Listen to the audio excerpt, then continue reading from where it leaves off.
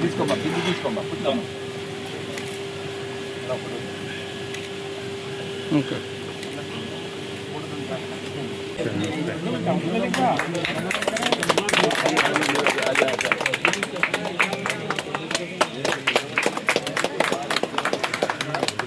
ఎలా చూడాలి సార్?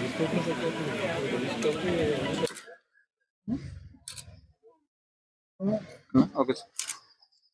ఇలా వచ్చి నెంబర్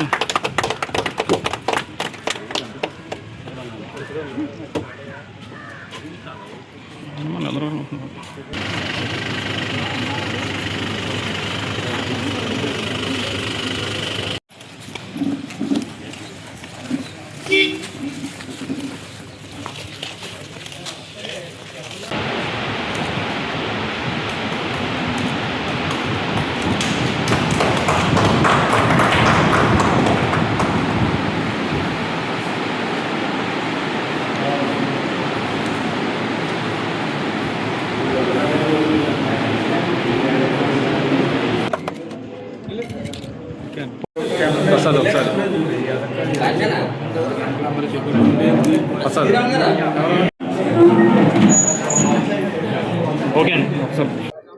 ఈరోజు తొందూరు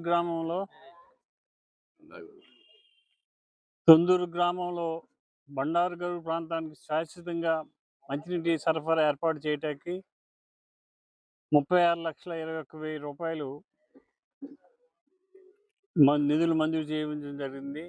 ఇది జలజీవన్ మిషన్ ద్వారా ఇవ్వడం జరిగింది.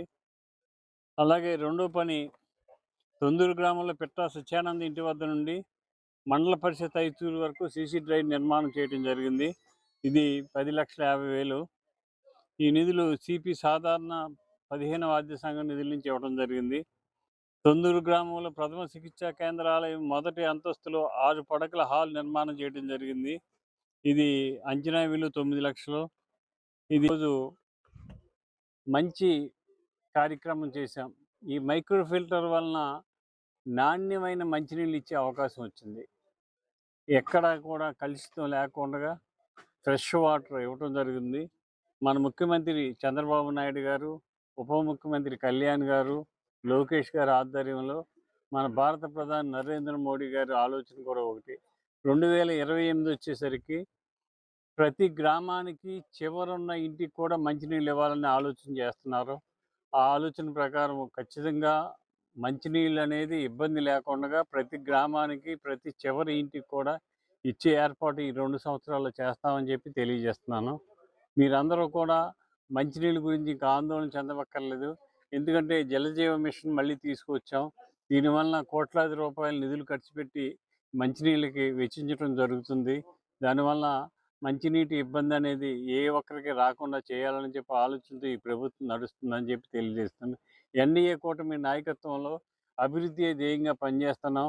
ఈ 20 నెలల్లో మేము వచ్చిన తర్వాత ఎన్నో అభివృద్ధి సంక్షేమ కార్యక్రమాలు చేసాం. మరి మన ముఖ్యమంత్రి నారా చంద్రబాబు నాయుడు గారు సూపర్ 6 పథకాలు పెట్టి ఎన్నో కార్యక్రమాలు చేస్తున్నారు. మరి 3,000 రూపాయల పెన్షన్ 4,000 రూపాయలు ఇచ్చారు. ఆర్టీసీలు మహిళలకి ఉచితంగా బస్సు ప్రయాణం ఏర్పాటు చేశారు. 3 సిలిండర్లు మహిళలకు ఉచితంగా ఇవ్వటం జరిగింది.